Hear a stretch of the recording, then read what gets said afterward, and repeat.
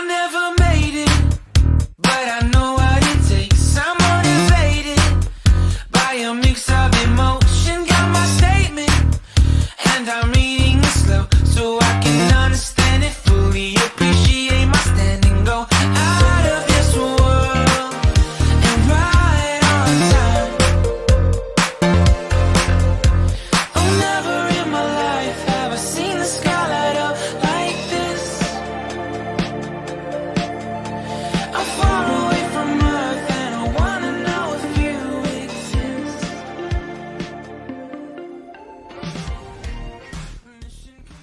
Habéis hecho un trabajo magnífico. No sabéis con qué alegría me voy hoy de Cullera, porque Europa tiene que estar cerca de todos y la mejor manera de hacerla cerca es informar de Europa y de una manera tan fácil, tan sencilla como lo habéis hecho. Así que os felicito por ser embajadores y embajadoras de la Unión Europea y sabéis que conmigo tendréis siempre una aliada y una amiga. Bueno, yo soy Julia y vengo a hacerte una pregunta que creo que ya te han hecho antes, pero bueno, te la repito. ¿Le preocupa un posible aumento de votos a partidos ultranacionalistas en las próximas elecciones al Parlamento Europeo? Es una tendencia generalizada incluso en España y ahora con Vox. Sí, antes lo he comentado y efectivamente es un elemento, es lo que más me preocupa, porque ahora sabéis que tenemos elecciones el próximo 26 de mayo, a la vez que las locales y las autonómicas tenemos elecciones al Parlamento Europeo. Y la gente cuando vaya a depositar su voto, y vosotros como embajadores y embajadoras de la Unión Europea tenéis que ayudar a que la gente se conciencie, primero, de que vaya a votar y segundo, de que piense que quiere votar. Porque lo que está en juego ahora en estas elecciones es si tenemos una Unión Europea mejor, si tenemos una Europa más solidaria, más social, que proteja mejor a sus ciudadanos, que tenga más capacidad de influir en el mundo, o lo que defienden los partidos de extrema derecha, que son, como muy bien has dicho en la pregunta, son partidos nacionalistas que lo que defienden es menos Europa, más proteger y cerrar las fronteras de un país y por tanto es menos capacidad para resolver los grandes problemas que tenemos que afrontar en el mundo.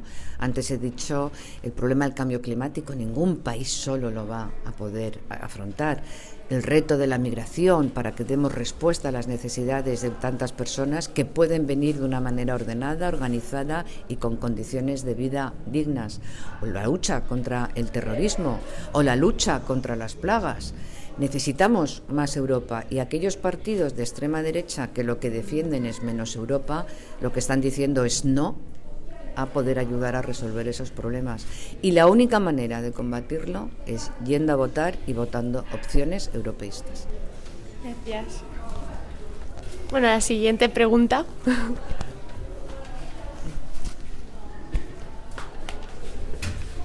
Yo soy Celia y como te he preguntado antes, relacionado con los ultranacionalistas del Brexit, ¿cómo crees que afectará a España? Por ejemplo, las exportaciones del puerto de Valencia al Reino Unido han bajado por la devaluación de la libra y suponen el 10% de las exportaciones internacionales del puerto de Valencia. Del mismo modo, la devaluación puede afectar al turismo y los británicos son uno de los turistas que más visitan nuestra comunidad. Sí, efectivamente el Brexit es uno de los grandes desafíos que tiene que afrontar la Unión Europea. El Brexit es una muy mala noticia para Reino Unido y para la Unión Europea, sobre todo para el Reino Unido. Y si se consigue el acuerdo que se alcanzó en el Consejo de la Unión Europea, que es un acuerdo que permite tener la capacidad de mantener una buena relación y una estrecha relación entre el Reino Unido y la Unión Europea, todos estos temas se minimizarán al máximo. Si hay un Brexit con una salida dura, el Brexit duro, con no acuerdo, vamos a tener serios problemas, porque efectivamente eso va a hacer que la libra se devalúe aún más, va a hacer que sea más caro comprar productos de la zona euro, que sea más caro a los turistas británicos venir a países de la zona euro, pero yo creo que, primero, no se va a producir un Brexit duro porque es tan malo para todos que yo confío en que al final sea posible alcanzar un acuerdo. Y en todo caso, aunque fuera el peor de los casos, tenéis que tener mucha confianza en nuestra comunidad y en nuestro puerto. Nuestra comunidad ha tenido un crecimiento espectacular del turismo, que vienen de todas partes de la Unión Europea. Somos ahora un destino muy demandado por otros países de la Unión Europea, por nuestro clima, por nuestra infraestructura cultural, por nuestra infraestructura de servicios, por nuestro patrimonio natural. Cullera es un buen ejemplo. Pero tenemos muchos en la Comunidad Valenciana. Y luego tenemos que saber también que el puerto de Valencia ha sido el que más ha crecido del Mediterráneo, y aunque es verdad que han caído las exportaciones a Reino Unido, sobre todo la fábrica de Ford es la que más se ha resentido, pero también se ha exportado a otros destinos. Y el puerto de Valencia sigue teniendo una dinámica muy importante, ya os digo, la principal del puerto mediterráneo, ¿no? Gracias. Siguiente pregunta.